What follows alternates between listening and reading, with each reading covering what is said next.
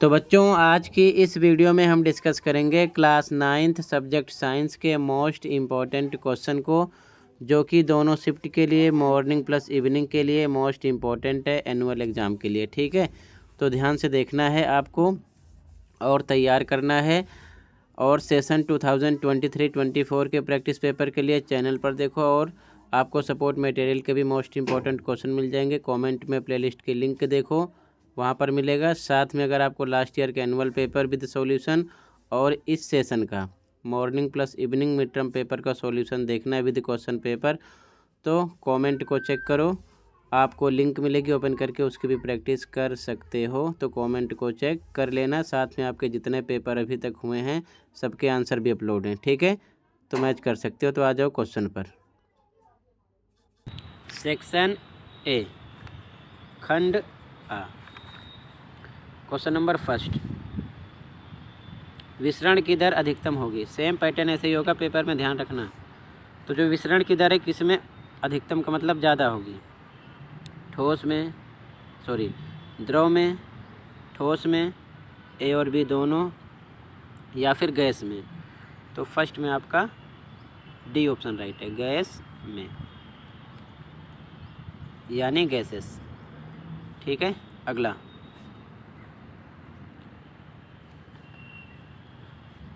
Question 2, सामान्य स्थिति में जल को गर्म करके जो अधिकतम तापमान प्राप्त किया जा सकता है वह है 100 डिग्री सेल्सियस, 120 यानी 120, 0 डिग्री या फिर 120 से अधिक, 120 से अधिक। पर 100 डिग्री सेल्सियस राइट है, ए ऑप्शन राइट है। अगला, सोडियम तत्व का सही प्रतीक है Na, Sa, NaS। तो N के साथ स्मॉल a होता है, यहाँ पर कैपिटल दिया है, गलती मत कर देना, ए ऑप्शन राइट है। ठीक है, अगला,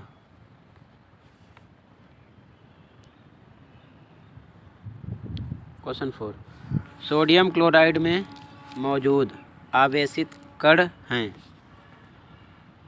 तो यहाँ पर आपका डी ऑप्शन राइट है, सोडियम पर धन आवेश और क्लोराइड पर ऋण आवेश होगा, तो डी ऑप्शन राइट होगा। धन आवेशित सोडियम आयन और ऋण आवेशित क्लोराइड आयन, डी ऑप्शन। ठीक है,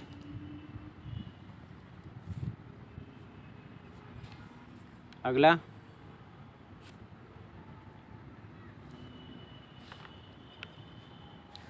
अपरमाणु कण और उनका सही निरूपण है। तो यहाँ पर सेकंड भी राइट है और फोर्थ भी राइट है। तो ऐसा कौन सा ऑप्शन है, सी। तो सी पर लगाओगे, सेकंड और फोर्थ, ये राइट है, सेकंड और फोर्थ। ठीक है, ये राइट है, क्लियर है।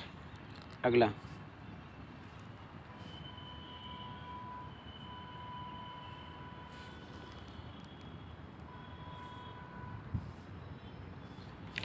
सिक्स, परमाणु संख्या 14 वाले परमाणु में संयोजी इलेक्ट्रॉनों की संख्या है। तो अगर हम कितना है, परमाणु संख्या 14, अगर इसको हम KLMN में कन्वर्ट करेंगे तो फर्स्ट में 2 आते हैं, सेकंड में 8, तो 8 2 10 हो गया। ठीक है, तो बच कितना रहा है, 14 में से 10 निकाल दो, 4, तो अगले में आएगा 4, तो 4 आएगा। ठीक है ना, कितना आएगा, 4, बी ऑप्शन राइट हो जाएगा। ठीक है, अगला,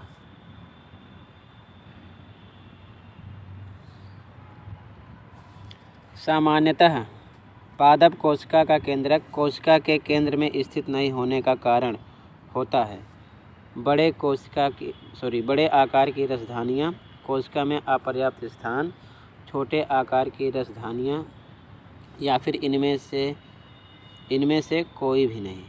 ठीक है, तो यहाँ पर ए ऑप्शन राइट होगा। बड़े आकार की रसधानियाँ, ठीक है, बड़े आकार की रसधानियाँ, इंग्लिश में फर्स्ट ऑप्शन लगा दो ए, ठीक है। अगला क्वेश्चन 8,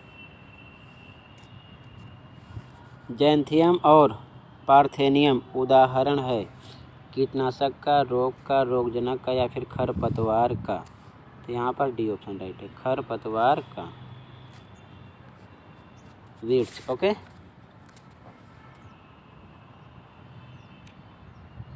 अगला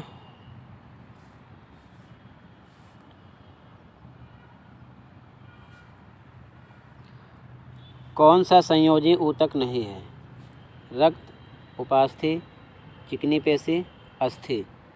तो यहाँ पर सी ऑप्शन राइट है, चिकनी पेशी।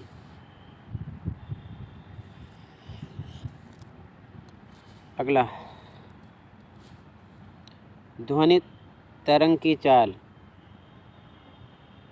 वी होती है, तरंग दैर्ध्य इसको हम लैम्डा बोलते हैं, और आवृत्ति के बीच संबंध है। यानी कह रहा है कि चाल, तरंग दैर्ध्य और आवृत्ति के बीच कौन सा संबंध है, इन चारों में से कौन सा ऑप्शन राइट होगा? तो संबंध उसका फॉर्मूला होता है, ए ऑप्शन राइट हो जाएगा, ठीक है। चाल बराबर तरंग दैर्ध्य गुणे आवृत्ति, ठीक है। आगे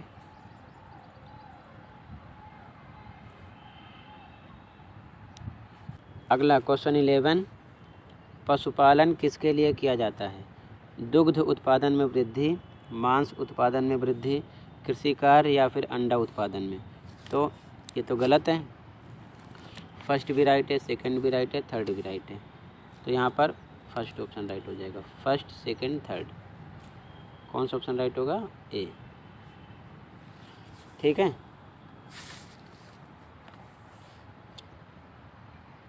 अगला 12, स्वर यानी नोट हैं। एकल आवृत्ति की ध्वनि, कई आवृत्ति के मिश्रण की ध्वनि, दो आवृत्ति की ध्वनि या फिर सुनने में अप्रिय। तो यहाँ पर आपका बी ऑप्शन राइट है, कई आवृत्ति के मिश्रण की ध्वनि, यानी कि a sound of mixture of several frequency, ठीक है। ऑप्शन नंबर बी राइट है क्वेश्चन नंबर 12 में, ये चीज़ ध्यान में रखना। ओके,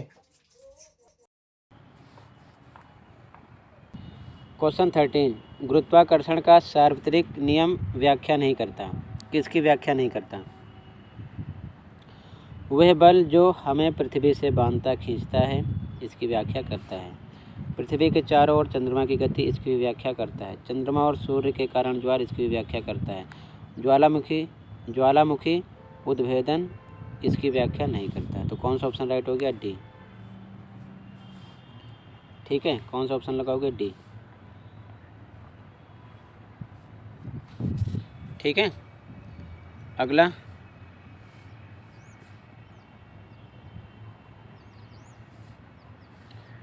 क्वेश्चन नंबर 14, अंतराकोशिकीय स्थान उपस्थित होता है कहाँ पर?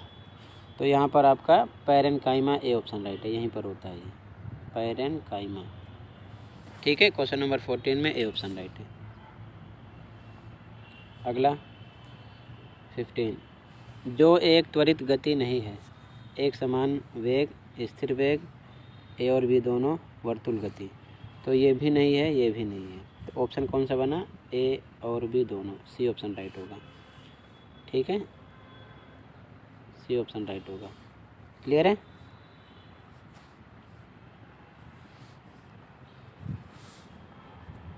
अगला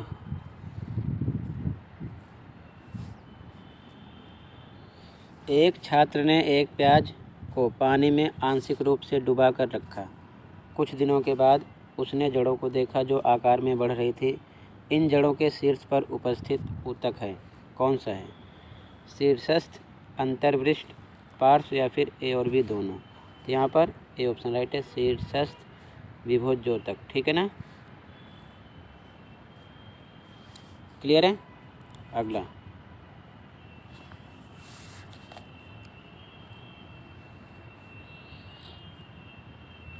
क्वेश्चन नंबर 17 से 20 कारण और अभिकथन वाले क्वेश्चन हैं। ABCD में हमको आंसर देना है।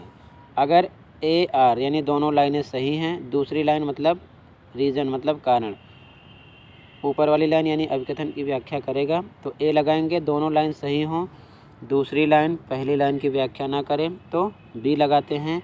अगर पहली लाइन सही हो दूसरी लाइन गलत हो तो C लगाते हैं। अगर पहली लाइन गलत है तो D लगा दो, दूसरी लाइन पढ़ो ही मत।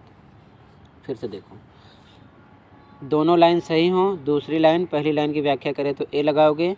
दोनों लाइन सही हों, दूसरी लाइन पहली लाइन की व्याख्या ना करे तो B लगाओगे। अगर पहली लाइन सही है दूसरी गलत है तो C लगाओगे। अगर पहली ही गलत है तो D लगाओगे। ठीक है, अब देखो ध्यान से क्वेश्चन नंबर 17। Question number 17 अभिकथन। जब प्रकाश की किरण एक क्लोराइड विलयन से गुजरती है तो टिंडल प्रभाव देखा जा सकता है। बिल्कुल सही बात है, देखा जा सकता है। कारण आर कह रहा है कि क्लोराइड विलयन के कण बहुत छोटे होते हैं लेकिन वे आसानी से प्रकाश की किरण को फैला सकते हैं। ये भी सही बात है, और किरण को फैला सकते हैं ना, इसी कारण उसे देखा जा सकता है टिंडल प्रभाव को। तो मतलब दूसरी लाइन पहली लाइन की व्याख्या भी कर रही है तो क्या लगा दोगे? A। ठीक है, अगला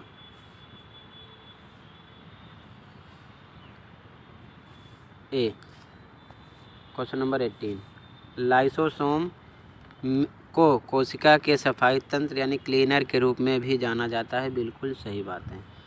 आर लाइसोसोम में मौजूद शक्तिशाली पाचनकारी एंजाइम सभी कार्बनिक पदार्थों को तोड़ सकने में सक्षम है। ये भी सही है, और ये तोड़ सकने में सक्षम है इसीलिए क्लीनर के रूप में भी जाना जाता है। तो इसमें भी दोनों लाइनें सही हैं, दोनों स्टेटमेंट, और दूसरा स्टेटमेंट पहले स्टेटमेंट की व्याख्या कर रहा है यानी कारण है, तो A यहाँ पर भी होगा। ओके, अगला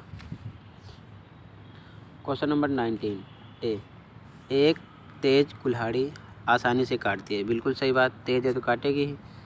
फिर आर कह रहा है प्रणोद का प्रभाव उस क्षेत्र पर निर्भर करता है जिस पर वह कार्य करता है। बिल्कुल सही बात, और जब वो कार्य करेगा उसी क्षेत्र पर तो आसानी से काटेगी ना। दोनों बात है, तो ये भी इसका एक्सप्लेन कर रहा है। दोनों स्टेटमेंट हैं राइट, और दूसरा स्टेटमेंट पहले स्टेटमेंट की व्याख्या कर रहा है, एक्सप्लेन कर रहा है, तो यहाँ पर भी A होगा। अगला 20 A खरपतवार फसल के लिए हानिकारक है। आर खेत में अवांछित, ये बिल्कुल सही बात है। खरपतवार फसल के लिए क्या होते हैं? हानिकारक होते हैं, क्योंकि वो पोषण जो उनको मिलता है फसलों को वो खरपतवार ही खींच लेते हैं, तो हानिकारक हैं। फिर कह रहा है खेत में अवांछित पौधा फसल के साथ पोषक तत्व के लिए प्रतिस्पर्धा करता है। तो बिल्कुल सही बात है, फालतू के जो पौधे उगेंगे खरपतवार तो सीधी सी बात है वो फसलों को जो पोषण तत्व मिलेगा ना उसको वो भी खींच लेते हैं।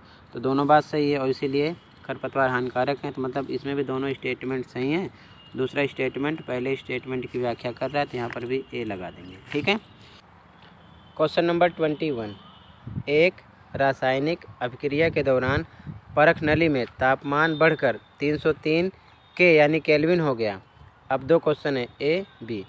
पहला कह रहा है इस तापमान को डिग्री सेल्सियस स्केल में बदलें। तो पता है आपको कि अगर K में है हमें डिग्री सेल्सियस में बदलना है, तो ऐसे क्वेश्चन में ज़्यादातर बच्चे कन्फ्यूज़ हो जाते हैं कि 273 प्लस करें या 273 माइनस करें।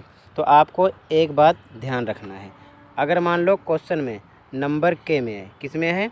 K में है, मतलब केल्विन में है, आपको डिग्री सेल्सियस में बदलना है, डिग्री सेल्सियस में बदलना है। तो ABCD अपने दिमाग में सोचो। आप मान लो K पर हो, कहाँ पर हो? K पर, आपको C पर पहुँचना है, तो उल्टा आओगे तो C मिलेगा, तो मतलब आपको माइनस करना है। अगर आप C पर हो यानी कि क्वेश्चन डिग्री सेल्सियस में है, आपको K में बदलना है, तो सीधा बढ़ोगे तो K मिल जाएगा यानी प्लस करना है। तो मतलब अगर केल्विन में है सेल्सियस में बदलना है तो उल्टा आओगे, माइनस करोगे 273। अगर क्वेश्चन में नंबर सेल्सियस में है केल्विन में कन्वर्ट करना है तो प्लस करोगे 273। ठीक है, ये ध्यान में रखना। तो क्वेश्चन नंबर A इस तापमान को डिग्री सेल्सियस स्केल में बदलें। कितना है? 303 303, और C पर जाएगा तो मतलब माइनस हो जाएगा। ठीक है ना, कितना आएगा? 30 डिग्री सेल्सियस। ठीक है, एक आंसर हो गया। अगला बी, इस तापमान पर पानी की भौतिक अवस्था क्या होगी? द्रव। क्या होगी?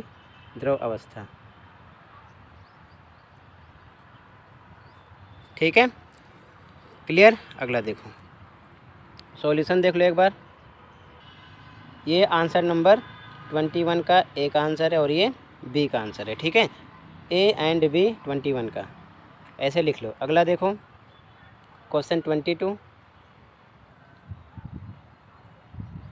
क्वेश्चन नंबर 22 ए, एक छात्र एक परमाणु जिसकी परमाणु संख्या 16 है का इलेक्ट्रॉनिक विन्यास इस प्रकार लिखता है 6, 2, 8। तो कह रहा है क्या ये सही है? स्पष्ट कीजिए। तो ध्यान से देखो 22 का ए वाला आंसर। आंसर नंबर 22 का ए, परमाणु संख्या 16 का इलेक्ट्रॉनिक विन्यास 6, 2, 8 सही नहीं है, क्योंकि परमाणु संख्या 16 का इलेक्ट्रॉनिक विन्यास के LMN में जब हम कन्वर्ट करेंगे तो 2, 8, 6 होगा। ठीक है, ये एक आंसर है। कैसे हुआ देखो, 16 दे रखा है, पहला होता है के कोस, इसमें हम 2 रख सकते हैं। दूसरा होता है L, इसमें हम 8 रख सकते हैं, 8 रख दिया। तीसरा होता है M।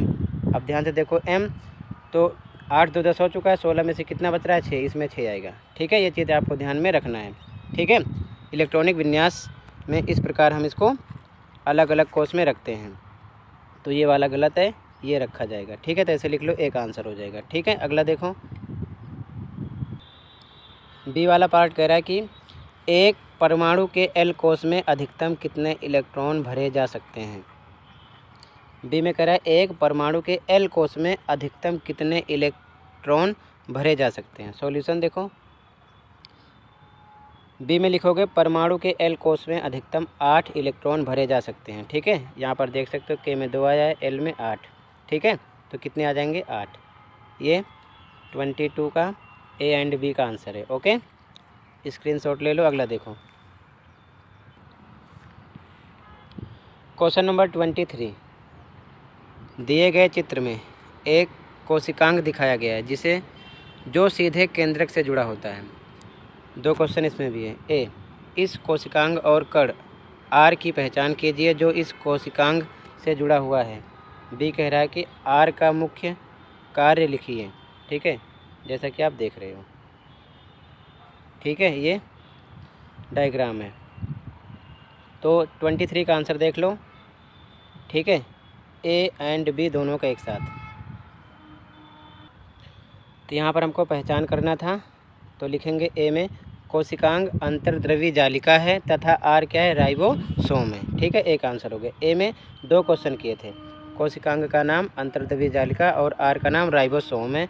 बी में लिखोगे आंसर बी में राइबोसोम का मुख्य कार्य प्रोटीन संश्लेषण होता है। ठीक है ना, यानी पूछ रहा है आर का मुख्य कार्य, तो आर क्या है? राइबोसोम। तो राइबोसोम का मुख्य कार्य क्या है? प्रोटीन संश्लेषण करना। ओके, ये 23 का एक आंसर हो गया और ये बी का आंसर हो गया। अगला क्वेश्चन देखो, जहाँ पर डाउट होगा तुरंत बताना। Question number 24। 10 मीटर के वृत्ताकार पथ पर चलते समय 15 चक्कर पूरा करने के बाद वस्तु की दूरी और विस्थापन क्या होगा। ठीक है, ये वृत्ताकार पथ है, 15 चक्कर लगा रहा है, तो क्या पूछ रहा है? 10 मीटर का ये पूरा पथ है, 15 चक्कर लगा है, टोटल दूरी और विस्थापन। तो देखो ध्यान से इसका solution, answer number 24। Answer number 24 देखो, ये वृत्ताकार पथ है, टोटल दूरी इसकी दे रखा है 10 और कितने चक्कर इस पे लगा रहा है? 15, यानी 15 बार ऐसे वो पूरा घूम रहा है। तो हम वस्तु की दूरी निकालेंगे तो 15 × 10 कर लेंगे। 10 है और 15 चक्कर लगा रहा है, तो 10 × 15 यानी 15 × 10 कितना आ जाएगा? 150 मीटर दूरी आ गई टोटल 15 चक्कर में। विस्थापन अगर मान लो यहाँ से स्टार्ट कर रहा है फिर यहीं पहुँच रहा है, तो विस्थापन तो 0 हो रहा है ना इसका, तो वस्तु का विस्थापन क्या हो जाएगा? 0 मीटर। ठीक है, तो वस्तु की दूरी 150 मीटर हो जाएगी और वस्तु का विस्थापन 0 मीटर हो जाएगा। क्लियर, कोई दिक्कत? अगला क्वेश्चन देखो, क्वेश्चन नंबर 25। गर्मी के मौसम में पानी में रखने के लिए आप निम्नलिखित में से किसका उपयोग करेंगे और क्यों करेंगे? ग्लास पॉट या फिर क्ले पॉट? मिट्टी का बर्तन है, ठीक है ना, तो मिट्टी का बर्तन ही होगा। सॉल्यूशन देखो कैसे लिखोगे और क्यों। कह रहा है कि किसका उपयोग करोगे और करोगे तो क्यों करोगे। आंसर देखो, आंसर नंबर 25, गर्मी के मौसम में हम पानी रखने के लिए मिट्टी के बर्तन का प्रयोग करेंगे, क्योंकि मिट्टी के बर्तन में छोटे छोटे छिद्र होते हैं जिसमें पानी धीरे धीरे रिसता है, जो वाष्पित होता है, जिसके कारण बर्तन के आसपास का तापमान कम होता है और उसका पानी यानी बर्तन में जो रखा होता है पानी ठंडा रहता है, यानी जल ठंडा रहता है। ये पूरा आंसर नंबर 25 है। अगला देखो क्वेश्चन नंबर 26, जहाँ पर डाउट होगा तुरंत बता देना। क्वेश्चन नंबर 26, 35 किलोग्राम द्रव्यमान की एक लड़की 10 सेकंड में 12 सीढ़ियाँ चढ़ती है। यदि प्रत्येक सीढ़ी की ऊंचाई 20 सेंटीमीटर है तो उसकी शक्ति ज्ञात कीजिए। जी का मान दिया है 10, ठीक है ना। इस प्रकार सीढ़ी चढ़ रही है, ठीक है ना। 12 सीढ़ियाँ चढ़ रही है और सीढ़ी की ऊंचाई कितनी है, प्रत्येक यानी हर एक सीढ़ी की ऊंचाई कितनी है, 20 है, ठीक है। ये चीज़ ध्यान में रखना। सॉल्यूशन देखो, आंसर नंबर 26 दिया है द्रव्यमान m 35 किलोग्राम, समय t 10 सेकेंड, कुल ऊंचाई तो एक सीढ़ी कितने की है, 20 मीटर की ऊंचाई की है, ऐसे 12 है तो 20 × 12 हम कर सकते हैं, ठीक है। कितना आ जाएगा, 240 सेंटीमीटर। इसको मीटर में कन्वर्ट करेंगे, 100 से भाग करेंगे तो आ जाएगा 2.4 मीटर। जी क्वेश्चन में दिया है 10, ठीक है। पहले कार्य निकाल लेंगे, कार्य बराबर mgh। अब यहाँ पर इसकी वैल्यू रखो, m 35, g 10, h 2.4 निकाल चुके हो, ठीक है ना। कितना आ गया, 840 जूल गुणा करने पर, ठीक है ना, गुणा कर लेना। शक्ति बोल रहा है तो शक्ति निकालेंगे, कार्य बटे समय इसका फॉर्मूला है। कार्य कितना है आपका 840 और समय कितना है क्वेश्चन में 10 दिया है, ठीक है, 10 सेकेंड। इसकी वैल्यू रखो, 0 0 कट गया, 84 बचा, 84 वाट, ठीक है ना। आंसर नंबर 26 हो गया। क्लियर। अगला देखो, जहाँ पर डाउट होगा बताना। 26 का अथवा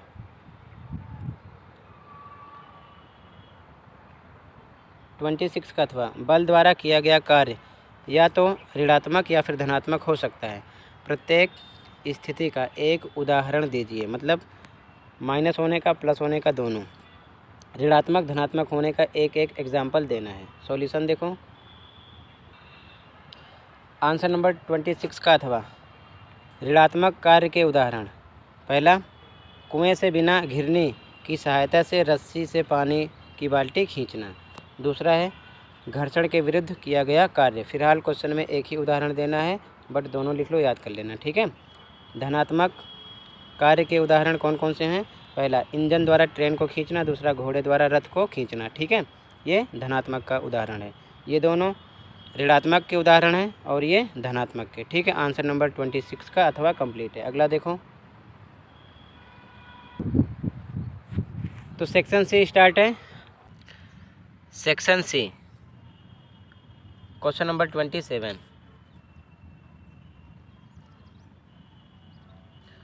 27 में ए, समस्थानिक संभारिक से किस प्रकार भिन्न होते हैं। तो सबसे पहले एक आंसर देखो 27 का ए। आंसर नंबर 27 का ए, समस्थानिक के परमाणु क्रमांक यानी परमाणु संख्या समान होते हैं और द्रव्यमान संख्या अलग अलग, जबकि संभारिक में इसके बिल्कुल उल्टा होता है, ठीक है। यह आपका एक आंसर है। अगला,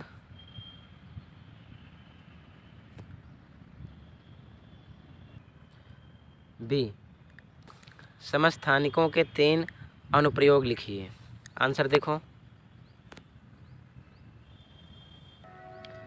बी का आंसर, पहला उपयोग विद्युत उत्पादन में, दूसरा उपयोग विस्फोटक तैयार करने में, तीसरा चट्टानों की आयु का पता लगाने में, चौथा घेंघा रोग के इलाज में आयोडीन के समस्थानिक का उपयोग होता है। तो कोई 3 लिख लेना इसमें से, ठीक है ना। मैंने 4 लिखा है, तो 27 में ये ए का आंसर और ये बी का आंसर है, ठीक है, कंप्लीट हुआ। अगला क्वेश्चन नंबर 28 का ए, जंतुओं में कोशिका के पास किन किन गैसों का आदान प्रदान होता है। आंसर देखो, आंसर नंबर 28 का ए, ऑक्सीजन O2 और कार्बन डाइऑक्साइड CO2। ठीक है, ये ब्रैकेट में कर लेना। ये दो गैसें होती हैं, ठीक है, इनका आदान प्रदान होता है। चाहो तो पूरी लाइन बना लेना, ठीक है, जैसे मैं सही लिख लो। एक आंसर हो गया। अगला 28 का बी, कोशिका को जीवन की संरचनात्मक एवं क्रियात्मक इकाई क्यों कहा जाता है? आंसर देखो, आंसर नंबर 28 का बी, आंसर नंबर 28 का बी,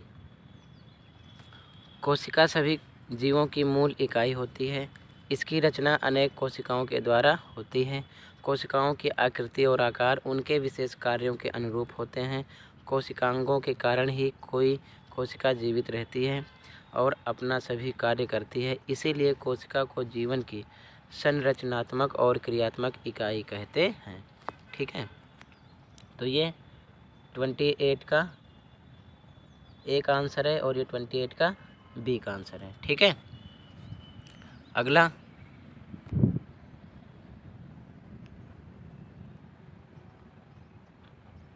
क्वेश्चन नंबर 29, तंत्रिका तंत्र की क्रियात्मक इकाई का नाम लिखिए, इसका नामांकित चित्र भी बनाइए।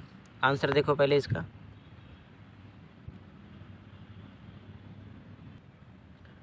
आंसर नंबर 29, तंत्रिका तंत्र की क्रियात्मक इकाई का नाम न्यूरॉन यानी कि तंत्रिका कोशिका है और ये इसका चित्र है। Okay,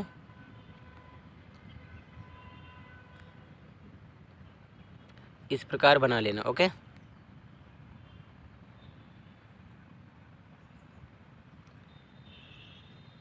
answer number 29। अगला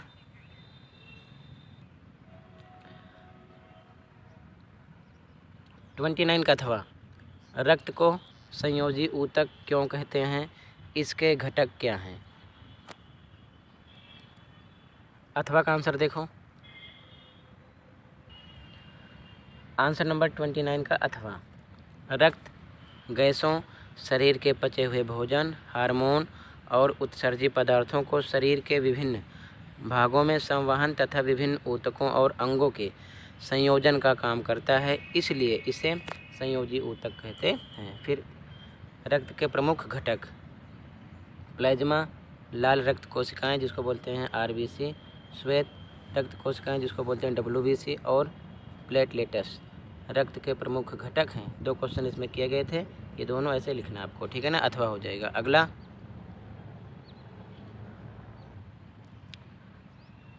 क्वेश्चन नंबर 30,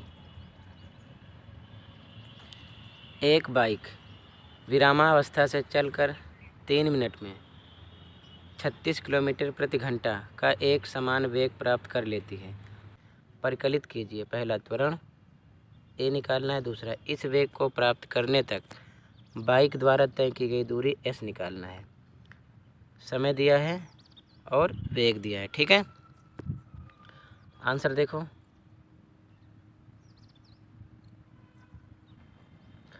आंसर 30 दिया है, प्रारंभिक वेग U 0। क्यों? क्योंकि विरामावस्था से चल रही है तो प्रारंभिक वेग 0 होगा। अंतिम वेग 36 किलोमीटर प्रति घंटा, तो इसको हम मीटर पर सेकंड में कन्वर्ट करेंगे तो 5/18 से हम क्या कर देंगे, गुणा कर देंगे, तो 18 एकम 18, 18 दूना 36, मतलब क्या बचा, 2 × 5 यानी 10 आ जाएगा। ठीक है, किलोमीटर को हमने मीटर पर सेकंड में कन्वर्ट किया है। त्वरण ए क्वेश्चन मार्क है, समय टी दिया 3 मिनट, इसको भी हम सेकंड में कन्वर्ट करेंगे तो 1 मिनट में 60 सेकंड, तो 60 से गुणा कर देंगे, कितना आ जाएगा, 180 सेकंड। ठीक है, दूरी S बराबर क्वेश्चन मार्क है। सबसे पहले हम V बराबर U + 80 रखेंगे तो A आ जाएगा, तो V कितना है, V आपका, ध्यान से देखो, V आपका है 10 मीटर पर सेकंड, ये निकालो। ठीक है, बराबर U कितना आपका, 0 रख दिया, A कितना आपका पता नहीं है, T कितना आपका 180 सेकंड रख दिया इसकी वैल्यू। ठीक है, ऊपर से अब 10 है, 0 कोई मतलब नहीं है, 180 का A से मल्टीप्लाई करो तो 180 A, तो A बराबर 180 इधर बटे में आ जाएगा एक जीरो से एक जीरो कट जाएगा, ऊपर एक बचा, नीचे 18, मतलब ए बराबर आ गया 1/18 मीटर पर सेकंड स्क्वायर आपका आंसर हो जाएगा त्वरण ए। ठीक है, अब हमको एस निकालना है, तो एस का formula U T plus half A T square. ठीक है, यू कितना है 0, टी 180 1/2 ए 1/18 निकाल चुके हो, टी 180 डबल टाइम स्क्वायर लगा दो, डबल टाइम लिख दो। ठीक है, 0 का 180 से करो 0 हो गया, इधर देखो 18 से 180 में कट करोगे कितने पे आएगा 10 पर आएगा, 2 से कट करो 2 एकम 2, 2 पंचे 10, बचा क्या 5 और 180 लिख लिया, गुणा करोगे 900 मीटर आ जाएगा। ठीक है ना, ये तो ये आंसर 30 है। वैल्यू का ध्यान रखना, फॉर्मूला ध्यान रखना, रखकर सोल्व कर लेना। ओके, अगला अथवा वाला क्वेश्चन। एक बस गंतव्य स्थान ए से बी तक 36 किलोमीटर प्रति घंटा की चाल से यात्रा करती है और फिर वापस ए पर 72 किलोमीटर प्रति घंटा की चाल से लौटती है। मतलब ए पर है, बी पर पहुंची 36 किलोमीटर की चाल से और फिर बी से वापस आ गई ए पर 72 किलोमीटर प्रति घंटा की चाल से। तो परिकलित कीजिए, पहला बस की औसत चाल, दूसरा बस द्वारा तय की गई दूरी। यदि बस तय की गई दूरी 3 घंटे में पूरा करती है तो समय यहाँ पर 3 घंटे दिया गया है। तीसरा बस का विस्थापन। 3 चीज़ें हमें निकालनी है। तो सबसे पहले फर्स्ट का आंसर देखो, बस की औसत चाल, आंसर नंबर 30 का अथवा। अब देखो ए से बी तक पहुंची तो हमने मान लिया दूरी कितना है x, फिर से बी से ए पर वापस आ गई, इसको भी हमने x मान लिया। ठीक है, कुछ भी मान लो x y, आपकी मर्जी है। तो दोनों स्थिति में समय दूरी बटे चाल होता है। तो दूरी x है पहली स्थिति में, और कितना टाइम लग रहा है, चाल कितनी है 36, और दूसरे कंडीशन में दूरी तो हमने x माना है, x लिख दिया, और बटे चाल कितनी है 72। क्वेश्चन में ऐसा बोल रहा है, लिख दिया। तो हमें पता है औसत चाल बराबर फॉर्मूला होता है कुल दूरी बटे कुल समय। ठीक है, ये चीज़ दिमाग में रखना। कुल दूरी, ध्यान से देखो, कुल दूरी x 2 बार तो x प्लस x लिख लिया, कुल समय x/36 एक बार, दूसरी बार लौटने पर x/72 लिख लिया। ठीक है, प्लस कर लिया। आगे देखो ध्यान से, यहाँ पर ऊपर x 2x हो गया। अब इसको देखो ध्यान से, ये भिन्नों का जमा है, 36 और 72 का एलसीएम निकाल लेना, कितना आ जाएगा 72, कितना आएगा 72। अब 36 के पहाड़े में 72 कितने पे आता है 2 पर, तो 36 के पहाड़े में 72 2 पे आ रहा है, तो ऊपर वाले नंबर यानी इस x में 2 से गुणा होगा 2x हो जाएगा, प्लस पे प्लस। अब इस 72 के पहाड़े में ये 72 कितने पे आ रहा है 1 पर, तो ऊपर वाले इस नंबर में 1 से गुणा होगा तो x ही आएगा। तो यहाँ पर वही लिख लिया गया 2x प्लस x बटे में 72, ये भिन्नों का जमा किया गया एलसीएम निकाल कर। ठीक है, आगे बढ़ेंगे। ऊपर का 2x लिख लिया गया, नीचे 2x में 1x मिलेगा 3x बटे 72 सेम लिख लिया गया। अब आगे देखो, यहाँ पर 2x ऊपर का सेम है, ये 3x बटे 72 है। तो यहाँ पर एक रूल होता है, देखो 2x है, ये जो बटा है गुणे में जाएगा, ये नंबर पलट जाता है, 72 ऊपर हो जाएगा 3x नीचे, तो सेम कंडीशन यहाँ पर वही लगा दी गई है। ठीक है, अब देखो x से x कट गया, 3 से कट करो, 3 एकम 3, 72 को कितना आ जाएगा 24, 3 दूना 6, 3 चौक 12, तो 2 बचा और 24 बचा, तो 2 गुणे 24 इसका गुणा कर लो, कितना आ जाएगा 48 किलोमीटर पर आवर। ठीक है, ये आपका आंसर हो जाएगा। ठीक है, समझ में आया। तो यहाँ पर इस प्रकार अभी एक आंसर निकाला गया अथवा का फर्स्ट। सेकंड देखो, सेकंड क्या कह रहा है इसमें, सेकंड कह रहा है बस द्वारा तय की गई दूरी। यदि बस तय दूरी को 3 घंटे में पूरा करती है, समय दे दिया गया 3 घंटे और दूरी पूछ रहा है। ठीक है, तो देखो ध्यान से, सेकंड में दूरी बराबर चाल गुणे समय। तो हमको पता है चाल 48 हमने निकाल लिया है और समय कह रहा 3 घंटे, तो हम यहाँ पर निकाले थे। ठीक है, चाल और समय 3 घंटे क्वेश्चन में दिया है, तो चाल गुणे समय 48 गुणे 3 कितना आ जाएगा 144 किलोमीटर। ठीक है,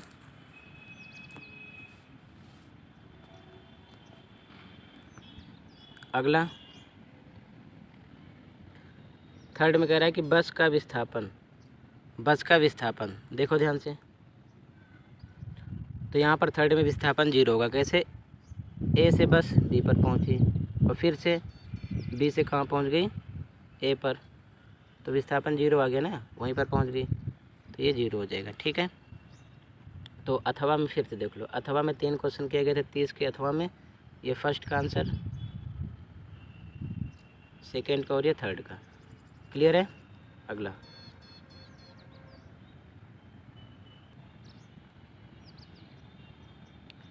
क्वेश्चन नंबर 31।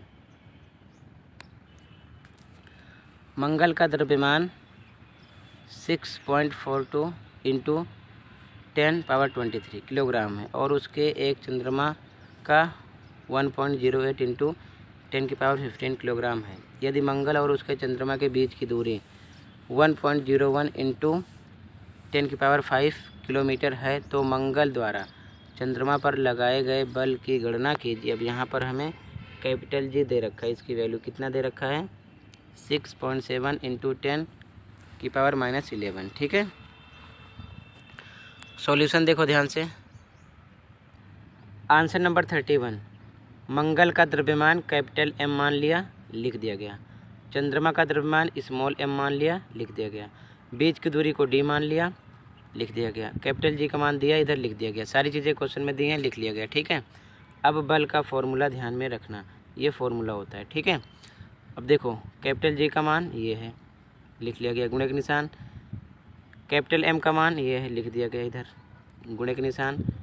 स्मॉल एम का मान ये है, लिख दिया गया, बटे पर बटे का निशान आ गया। डी स्क्वायर है, डी की वैल्यू ये है, स्क्वायर का मतलब गुणे के निशान लगाओ, डबल टाइम लिख दो, लिख दिया गया। आगे ध्यान से देखो, सब में 10 के साथ पावर है, देख लो। ठीक है, तो क्या करना है आपको? 6.7 अलग लिखो, 6.42 अलग लिखो, 1.08 अलग लिखो। ठीक है, अब देखो गुणे के निशान 10 लगा दिया गया है, ऊपर की पावर -11 + 23 + 15 लिख दिया गया। नीचे देखो ध्यान से, 1.01 अलग लिखा गया, 1.01 अलग लिखा गया। ये पावर जो है 10⁵ है, ये ऊपर जाएगी माइनस में हो जाएगी, तो -5, ये भी ऊपर आएगी -5, ध्यान रखना। ठीक है, अब जो नंबर बचा है फिर से देख लो, नीचे की जो पावर है ऊपर आके माइनस में हो गई ये दोनों। ठीक है, अब इनका आपस में मल्टीप्लाई कर दो, इतना आ जाएगा, और नीचे 1.01 इंटू 1.01 का मल्टीप्लाई करोगे, इतना आएगा। अब देखो इंटू 10⁻, इसको सोल्व कर लो, कितना आ रहा है? -11 -5 -5, इसको एक साथ प्लस करना है। ठीक है, कितना आ जाएगा? 21। अब इसका 23, 15 का प्लस अलग कर लो, इसमें से नंबर क्या करना है हमको? माइनस करना है। 21 कितना आ जाएगा? 17। ठीक है, तो इसको जब सॉल्व करोगे तो आ जाएगा 10⁻17। आगे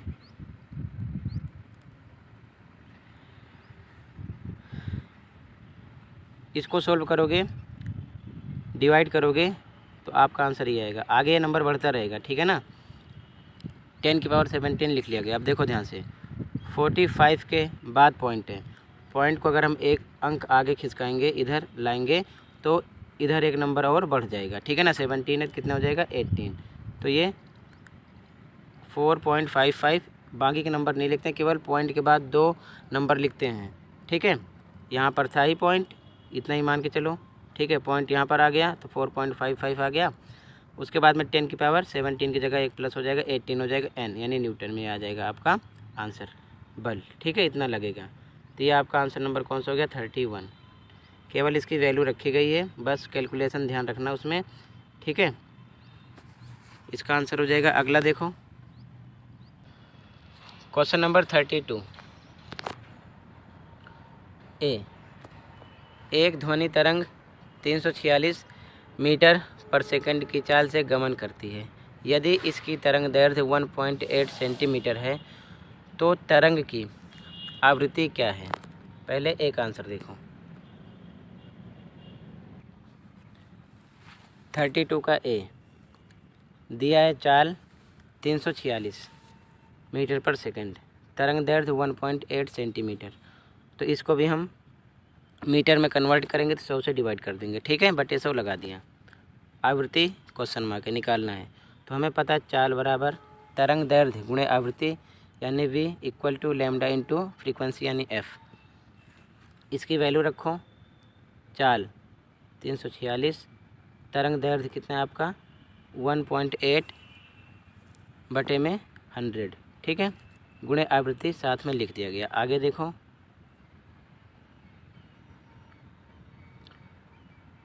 ये गुणे के साथ है, इधर आएगा बटे में हो जाएगा, ठीक है, लेकिन नंबर पलट जाएगा, मतलब कि 346 इधर है और 1.8 बटे में 100 इधर है, इधर आएगा तो ये बनेगा 346 बटे में 1.8 बटे में 100, और फिर उसके बाद में बराबर 346, ये बटे गुणे में चेंज हो जाएगा, ये नंबर पलट जाएगा, मतलब 100 ऊपर हो जाएगा 1.8 नीचे। तो सेम यहाँ पर डायरेक्ट लिख दिया गया, ठीक है ना, यहाँ पर ये चीज़ ध्यान में रखना, ठीक है। तो ये नंबर इधर आएगा, पलट जाएगा। आगे देखो, नीचे देखो, ये पॉइंट में 1.8 इकाई दहाई पर है, तो दशमलव हटाने के लिए नीचे ऊपर 10 से गुणा करेंगे। तो नीचे अगर हम 1.8 में 10 से गुणा करेंगे, ऊपर भी 10 से गुणा करेंगे, तो नीचे 18 आ जाएगा, दशमलव हट जाएगा, ऊपर 10 लगा देंगे साथ में, वही, ठीक है ना। तो सेम ये हो गया। अब देखो ध्यान से, टोटल ऊपर का मल्टीप्लाई करना इतना आ जाएगा बटे में 18, और फिर डिवाइड करोगे तो आ जाएगा 19,222.3। 3 क्यों लिखा गया, ये पॉइंट के बाद ऐसे 2 आता रहेगा, तो हम एक बढ़ाकर लिख सकते हैं, HZ मतलब हर्ट्ज, ये आवृत्ति आ जाएगी, ठीक है। ये एक आंसर है, ठीक है। अगला बी में कह रहा है क्या उपरोक्त ध्वनि श्रव्य है, स्पष्ट कीजिए, मतलब सुन सकते हैं। तो आंसर देखो, बी में लिखेंगे आंसर, हाँ, उपरोक्त ध्वनि श्रव्य है, मतलब सुनने के योग्य है, क्योंकि 20 हर्ट्ज से 20 किलो हर्ट्ज मतलब 20,000 हर्ट्ज के बीच की ध्वनि हम सुन सकते हैं, जबकि ये 20,000 से नीचे ही है, 19,222 है, ठीक है। तो इसलिए हम इसे सुन सकते हैं, ठीक है। तो ये 32 का ए एक आंसर है और ये बी का आंसर है। अगला क्वेश्चन नंबर 33, कृषि में लाभ को अधिकतम करने के लिए अपनाए जाने वाले विभिन्न फसल पैटर्न क्या है, किन्हीं 3 पर चर्चा कीजिए। आंसर देखो, आंसर नंबर 33, कृषि में लाभ को अधिकतम करने के लिए अपनाए जाने वाले विभिन्न पैटर्न। पहला है मिश्रित फसल यानी मिश्रित खेती, इसमें 2 या 2 से अधिक फसल को एक साथ उगाते हैं, जैसे गेहूं, चना। दूसरा अंतरा फसलीकरण, इसमें 2 या 2 से अधिक फसल एक साथ एक ही खेत में निर्दिष्ट पैटर्न के हिसाब पर उगाते हैं, जैसे सोयाबीन प्लस मक्का। तीसरा फसल चक्र, खेतों में क्रमवार पूर्व नियोजित कार्यक्रम के अनुसार विभिन्न फसलों को उगाना फसल चक्र है, जैसे एक बार धान की खेती करो तो उसके बाद में गेहूं की, ठीक है, ये क्रमवार चक्र कहलाएगा, ठीक है ना, क्रमवार फसल चक्र, ठीक है, अलग अलग फसल। तो 3 के बारे में मेंशन किया था, 3 हो गया, ठीक है, ये आपका आंसर नंबर 33 हो गया, ठीक है। अगला सेक्शन डी, क्वेश्चन नंबर 34, निम्नलिखित यौगिक के रासायनिक सूत्र लिखिए, इनमें उपस्थित आयन धनायन और ऋणायन भी लिखिए। पहला सोडियम नाइट्रेट, दूसरा अमोनियम सल्फेट, तीसरा एल्यूमिनियम ऑक्साइड। तो सबसे पहले इनके सूत्र और इन पर कौन सा आयन है माइनस प्लस वो देख लो, ठीक है, ऋणायन या फिर धनायन। सेक्शन डी आंसर नंबर 34, ए क्या है, सोडियम नाइट्रेट, इसका सूत्र होता है NaNO3। उसके बाद आयन बताना है, तो आयन पर आवेश होते हैं, धनावेश ऋणावेश। तो सोडियम होता है Na, इस पर होता है धनावेश तो प्लस का निशान लगा दो, नाइट्रेट होता है NO3, इस पर होता है ऋणावेश तो माइनस का निशान लगा दो, ठीक है। तो ये सूत्र हो गया और ये आवेश, ठीक है। बी है अमोनियम सल्फेट, इसका सूत्र होता है NH4 होल ट्वाइस SO4। तो अमोनियम होता है NH4, इस पर धनावेश होता है, प्लस लगा दो। सल्फेट होता है SO4 2, यहाँ लगेगा, इस पर होता है ऋणावेश तो माइनस लगा दो, ठीक है। अगला एल्यूमिनियम ऑक्साइड, इसका सूत्र होता है Al2O3। तो एल्यूमिनियम Al3 होता है, इस पर धनावेश होता है तो धन लगा दो। ऑक्साइड O2 होता है, इस पर ऋणावेश होता है तो माइनस लगा दो, ठीक है। इस प्रकार तो इसमें दो चीज़ें पूछी गई थी, एक तो सूत्र, दूसरा आयन। तो इस प्रकार दोनों लिख लोगे अलग अलग ABC, ठीक है। अगला अथवा क्वेश्चन है ए, आयन क्या होते हैं उदाहरण सहित स्पष्ट कीजिए। तो पहले इसका आंसर देखो ए का। 34 का अथवा में ए का आंसर है। आयन एक परमाणु या परमाणुओं का समूह होता है जिस पर कुछ आवेश धनात्मक या फिर ऋणात्मक अवश्य उपस्थित रहता है, वही होता है आयन। धनावेशित आयन एग्जाम्पल में Na प्लस होगा, K प्लस होगा, Ca2 प्लस होगा, Al3 प्लस होगा। ऋणावेशित आयन में Cl माइनस में होगा, H2 माइनस में होगा, OH माइनस में होगा, SO4 2 माइनस में होगा। ये चीज़ आपको ध्यान में रखना है। तो ये कुछ एग्जाम्पल हैं। ये आपका 34 का ए का आंसर है, ओके। अगला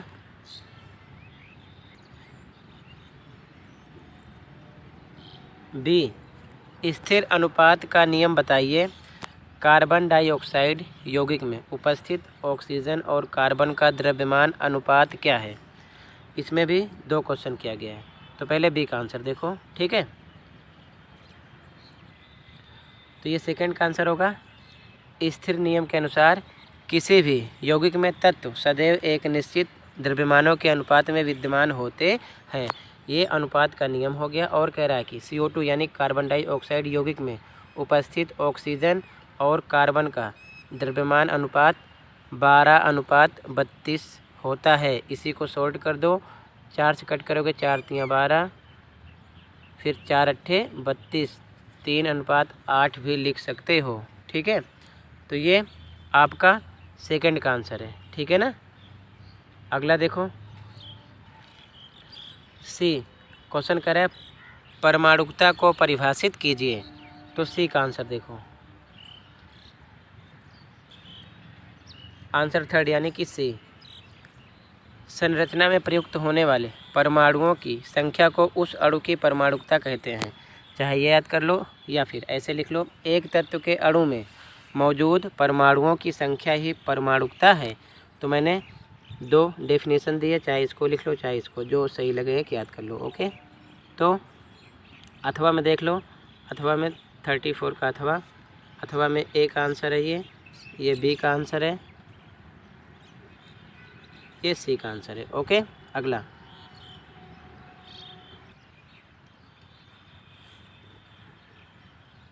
क्वेश्चन नंबर 35। एक प्रयोग के दौरान रीमा ने एक द्रव में कुछ किशमिश रखी। कुछ देर बाद उसने देखा कि किशमिश का आकार बदल गया, जैसा कि चित्र में दर्शाया गया है, ये ठीक है ना। तो क्वेश्चन नंबर ए, उस विलयन की प्रकार क्या हो सकता है जिसमें इन किशमिशों को रखा गया था। इस परिवर्तन का कारण स्पष्ट कीजिए कि ये परिवर्तन क्यों हुआ, किस कारण से, ठीक है। तो पहले ए का आंसर देखो,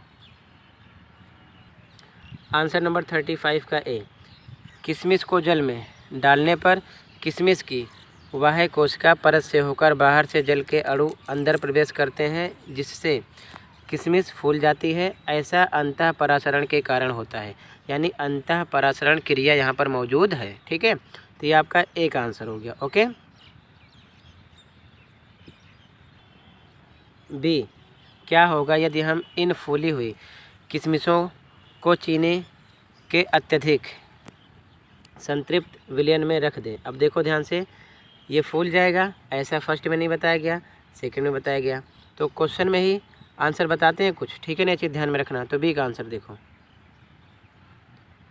बी का आंसर, जब किशमिश को चीनी के घोल में रखा जाता है तो वे तो वो एक्सोस्मोसिस द्वारा पानी खो देती हैं और सिकुड़ जाती हैं। ऐसा बाह्य परासरण के कारण होता है।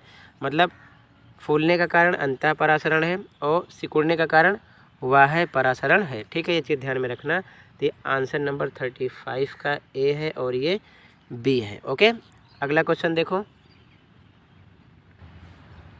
अगला क्वेश्चन, अथवा पादप कोशिका का स्वच्छ नामांकित चित्र बनाइए। कोई 6 नामांकन कीजिए, यानी 6 पार्ट को दर्शाना है, 6 भाग लिखने हैं। ठीक है, तो 35 में ए बी और ये अथवा का आंसर देख लो, पादप कोशिका का चित्र। तो ये आंसर नंबर 35 का अथवा है, पादप कोशिका का चित्र। अब इसमें आपको केवल 6 भाग दिखाने हैं, 6 पार्ट दर्शाने हैं। जैसे 6 पार्ट में हरित लवक, राइबोसोम, कोशिका द्रव्य, चिकनी अंतर्द्रव्यी जालिका, लाइसोसोम, केंद्रक, माइटोकॉन्ड्रिया, कोशिका भित्ति, प्लाज्मा झिल्ली, केंद्रीय झिल्ली, इसी प्रकार कोई 6। लेकिन अभी आपको प्रैक्टिस करना है तो अच्छे से प्रैक्टिस कर लो। ठीक है, अगर क्लीन ना दिख रहा हो तो अपनी बुक का भी इस्तेमाल कर सकते हो। ठीक है, तो इस प्रकार इसको आपको ड्रॉ करना है और नामांकित करना है। ये आपका आंसर नंबर कौन सा हो जाएगा? आंसर नंबर, ये आपका आंसर नंबर 35 का अथवा हो जाएगा। ठीक है, 35 का अथवा। अगला,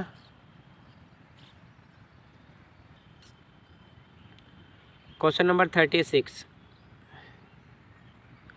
कारण बताइए। पहला, रुकी बस के तेज़ गति से चलने पर यात्री किस दिशा में धक्का महसूस करते हैं या गिरते हैं? तो फर्स्ट का आंसर देखो, 36 का ए। आंसर नंबर 36 का ए, रुकी बस के तेज़ गति से चलने पर यात्री पीछे की ओर धक्का महसूस करते हैं या गिरते हैं। ऐसा विराम जड़त्व के कारण होता है। ऐसा विराम जड़त्व के कारण होता है। तो रीज़न भी मैंने लिख दिया। ठीक है ना, ये आपका आंसर नंबर 36 का ए है। ओके, अगला सेकंड क्वेश्चन, बी, एक फील्डर कैच यानी गेंद लपकते समय यानी पकड़ते समय गेंद के साथ धीरे धीरे अपना हाथ नीचे या पीछे खींचता है, क्यों? कारण क्या है कि जब कोई खिलाड़ी कैच पकड़ता है तो गेंद के साथ साथ अपने हाथ को भी नीचे या पीछे की तरफ खींचता है। क्या रीज़न है इसका? तो आंसर देखो,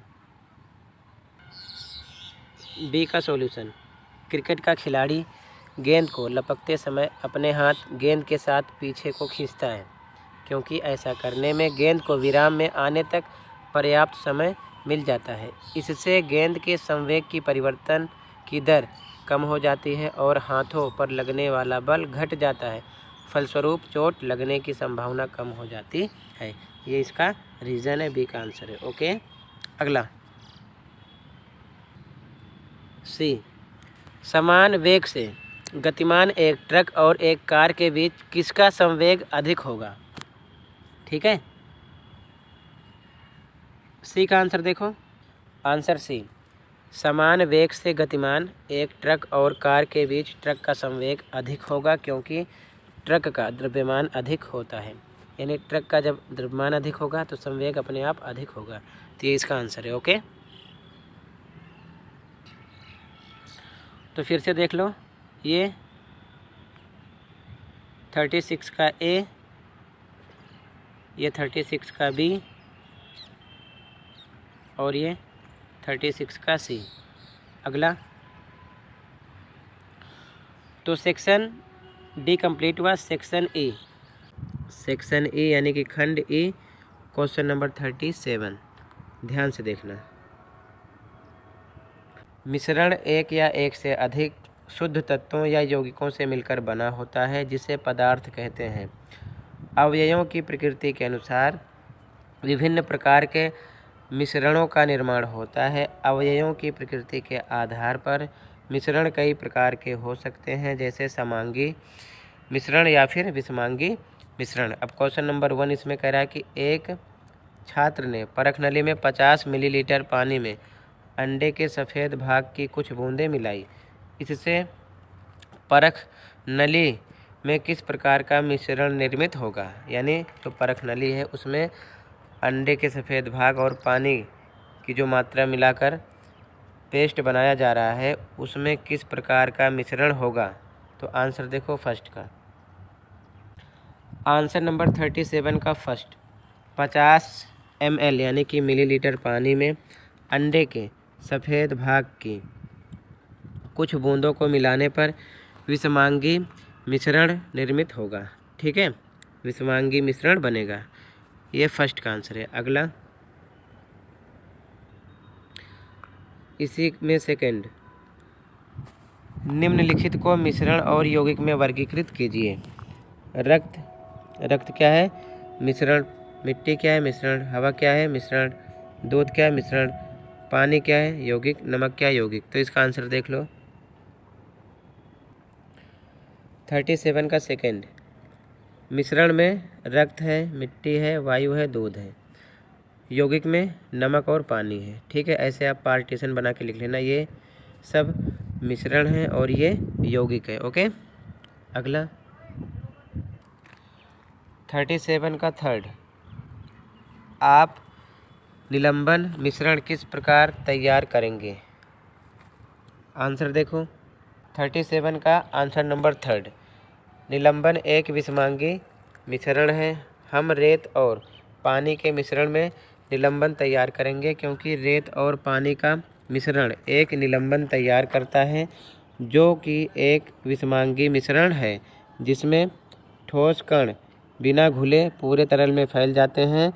निलंबन के कण कुछ समय बाद यानी पश्चात नीचे बैठ जाते हैं। इन कणों को आसानी से देखा भी जा सकता है। ये आपको थर्ड में लिखना है। अगला देखो 37 का अथवा, थर्ड में अथवा, मोमबत्ती का जलना भौतिक और रासायनिक दोनों परिवर्तनों का उदाहरण है। समझाइए। आंसर देखो। 37 का अथवा, जो थर्ड का अथवा था वो है ये। ठीक है, देखो ध्यान से। मोमबत्ती का जलना भौतिक और रासायनिक दोनों परिवर्तन है। भौतिक परिवर्तन तब होता है जब मोमबत्ती का मोम पिघल जाता है और वह अपना आकार खो देता है, तब भौतिक परिवर्तन कहलाएगा। रासायनिक परिवर्तन कार्बन डाइऑक्साइड का उत्पादन करने के लिए ऑक्सीजन की उपस्थिति में ईंधन का दहन है। तो मतलब कार्बन डाइऑक्साइड के उत्पादन के लिए ऑक्सीजन की उपस्थिति में जो ईंधन का दहन है वो रासायनिक परिवर्तन बना। और भौतिक परिवर्तन, मोमबत्ती का मोम जो होती है पिघल जाती है ना, तो उसका जो आकार खो जाता है वो भौतिक हुआ। ठीक है, तो दोनों कंडीशन यहाँ पर मेंशन की गई है। तो फिर से देख लो एक बार आप। 37 में फर्स्ट का आंसर, सेकंड का आंसर,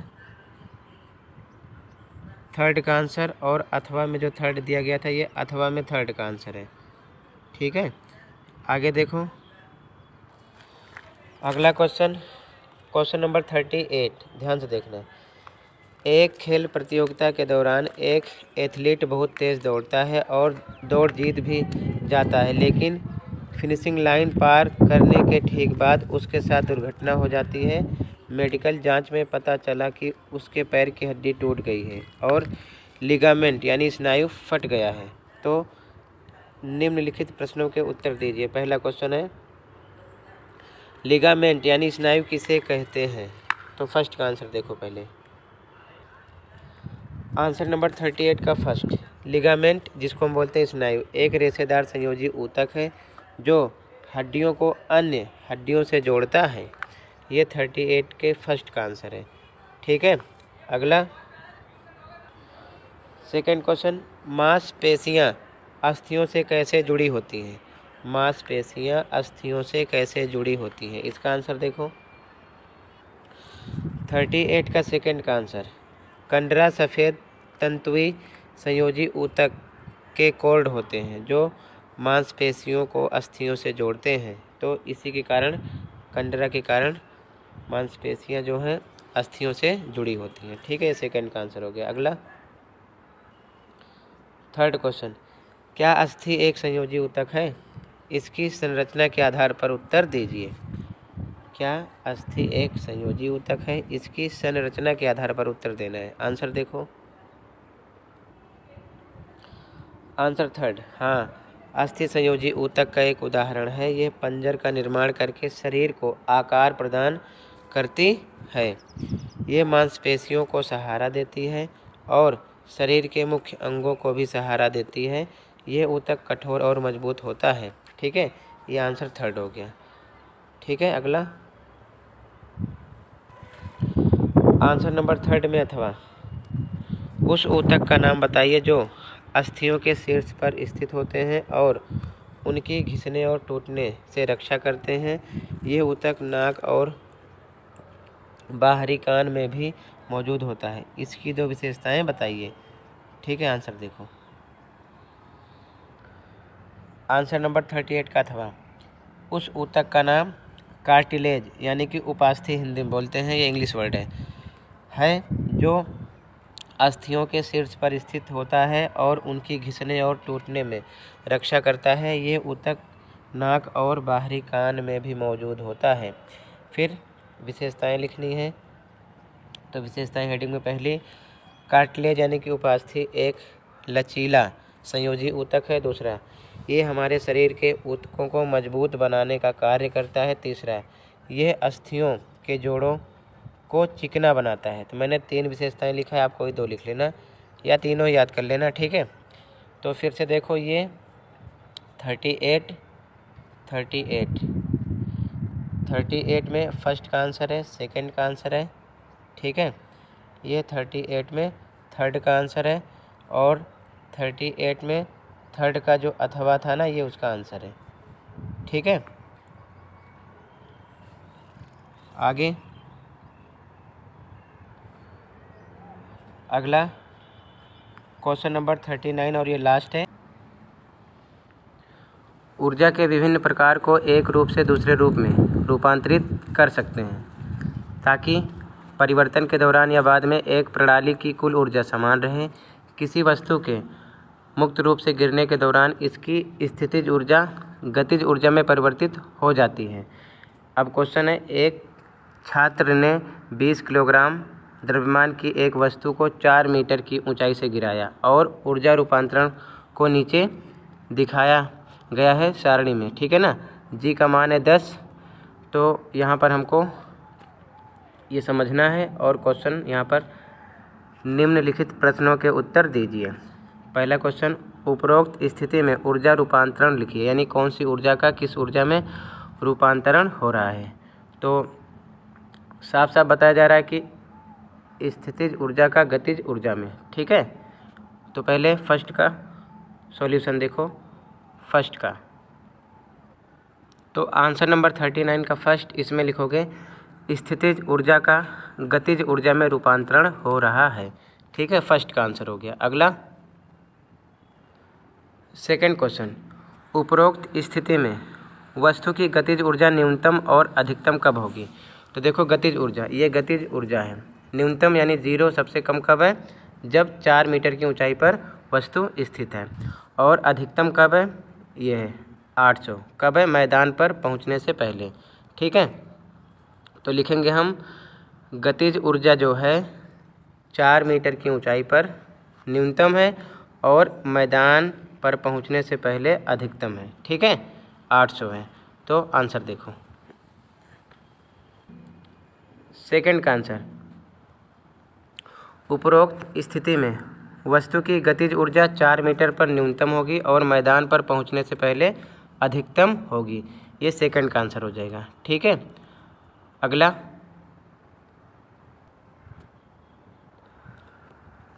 क्वेश्चन थर्ड, ए से डी तक के मानों की गणना करके उपरोक्त तालिका को पूरा कीजिए। ये देखो, ध्यान से देखना, ध्यान से समझना। ठीक है, देखो, एम दिया है 20 किलोग्राम, एच दिया है 4 मीटर, जी दिया है 10। ठीक है, तो सबसे पहले अगर हम स्थितिज ऊर्जा निकालें, फॉर्मूला एम जी एच से, एम का मान रखो 20, जी का मान 10, एच कितना है 4, बराबर कितना आ गया 800 जूल। ठीक है, तो यहाँ पर 800 जूल दिया है। क्लियर। अगर हम गतिज ऊर्जा निकालें तो फॉर्मूला होता है 1/2 एम वी स्क्वायर, तो 1/2 सेम, एम पता है 20, वी यहाँ पर 0 होगा टोटल कितना आ गया 0, तो यहाँ पर 0 भी दिया हुआ है। ठीक है, तो यहाँ पर 0 दिया है और टोटल यहाँ पर बता रहा है कि स्थितिज ऊर्जा और गतिज ऊर्जा जोड़ने पर कितना हो रहा है, टोटल 800 आ रहा है। तो एग्जांपल समझो दूसरे तरीके से, 800 ये है, 0 ये है, टोटल दोनों को मिला गया कितना हो गया 800। तो सेम इसी पैटर्न पर निकाल लो। अगला देखो, 3 मीटर पर 600 ये दिया है और टोटल दिया 800, तो इन दोनों का हिसाब बराबर होगा। 800 में से 600 घटाओ कितना आ रहा है 200, तो ये आ गया 200। समझ गए। अगला यहाँ पर देखो, बी का पता नहीं है तो कोई बात नहीं, MGH फॉर्मूला होता है, MGH। M आपको 20 रखना है, G 10 रखना है, H क्वेश्चन में दिया है कितना 2, गुणा कर लो कितना आ गया 400, तो यहाँ आ जाएगा 400 जूल। ठीक है, तो यहाँ पर हम रखेंगे 400 जूल और 400 ये 400 टोटल होगा, ये कितना हो जाएगा 800। ठीक है, एक पे 200 दिया है, 800 दिया है, तो 800 में से 200 घटा दो कितना आ जाएगा ये 600, डी पर आ जाएगा 600। ठीक है, तो इस प्रकार ये आपका आंसर हो जाएगा। यहाँ पर कितना आएगा 200। ठीक है, ए पर 200, बी पर 400, सी पर 800 और डी पर 600। तो एक बार देख लो सॉल्यूशन कैसे लिखोगे, मैं लिख रखा हूँ।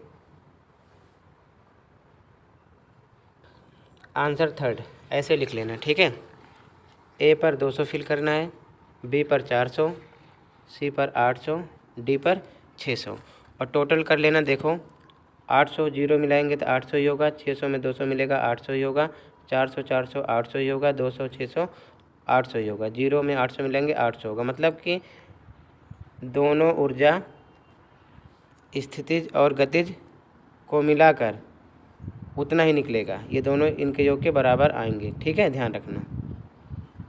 तो A B C D ऐसे फिल कर लो। ओके, अगला क्वेश्चन देखो,